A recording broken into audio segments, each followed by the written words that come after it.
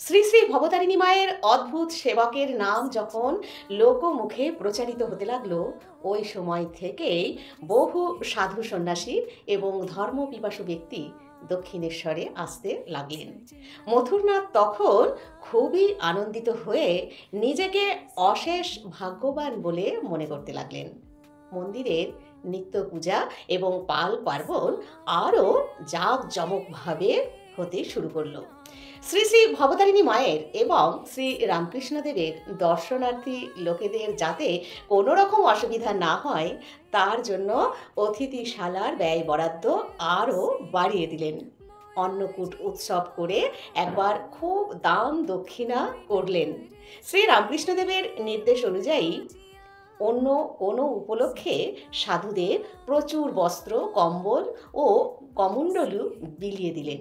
এইভাবে দিনে দিনে দক্ষিণেশ্বরে আনন্দের হাট খুব জমে উঠল। বিভিন্ন প্রণালীর তান্ত্রিক সাধনায় সিদ্ধিলাভ করে যে রামকৃষ্ণদেবের স্বাদ পূর্ণ হলো এবং তিনি তপস্যা ছেড়ে দিলেন, তা কিন্তু নয়। তিনি বলতেন, সাধন ভজনের ব্যাপারে শুধু সানাইয়ের মতো পোঁ ধরে থাকলে একঘেয়ে অনুশীলন মনে হয়, তাতে একেবারেই ভালো লাগে না। নানা রকম যন্ত্র, নানা রাগ রাগিনী বাজবে, তবেই তো আসর জমবে, আনন্দের মাত্রা পূর্ণ হবে। এ কথা একমাত্র শ্রী রামকৃষ্ণদেবের মুখেই শোভা পায়। সাধারণ মানুষ একটিমাত্র ভাব অবলম্বন করে তাতে সিদ্ধিলাভ করলেই নিজেকে ধন্য মনে করে, কিন্তু শ্রী রামকৃষ্ণদেবের কথা ছিল সম্পূর্ণ স্বতন্ত্র। তান্ত্রিক সাধনা শেষ হতেই শ্রী রামকৃষ্ণদেব পুনরায় বৈষ্ণব সাধনায় মনোনিবেশ করলেন। শান্ত, দাস্য ও সখ্য ভাবের সাধনা তিনি আগেই করেছিলেন, বাকি ছিল বাৎসল্য ও মধুর ভাবের সাধনা। আগেই বলেছি, ভৈরবী মাতা শাক্ত এবং বৈষ্ণব উভয় প্রকার সাধন প্রণালীতেই সিদ্ধা ছিলেন।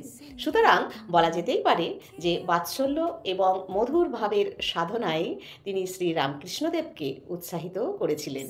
বাৎসল্য ভাবের সাধনায় একটি খুব ভালো সুযোগ দৈবক্রমে এসে উপস্থিত হয়েছিল।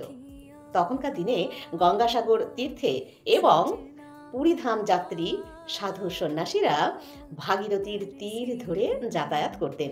যেহেতু দক্ষিণেশ্বরে সাধু সেবার খুব ভালো ব্যবস্থা ছিল, তাই পরিব্রাজক তীর্থযাত্রীদের মধ্যে অনেকেই সেখানে অতিথি হয়ে থাকতেন। কেউ কেউ বা 2-4 দিন সেখানে থেকে বিশ্রাম নিয়ে নিতেন। শ্রী শ্রী ভবতারিণী মায়ের মহিমা এবং তার অদ্ভুত পূজারীর খ্যাতি অনেককেই আকৃষ্ট করেছিল। ঠাকুরের আরও কিছু কথা নিয়ে আসবো পরের ভিডিওতে। এই ভিডিওটি কেমন লাগলো কমেন্ট করতে ভুলবেন না। ভালো থাকুন সবাই, সবসময়।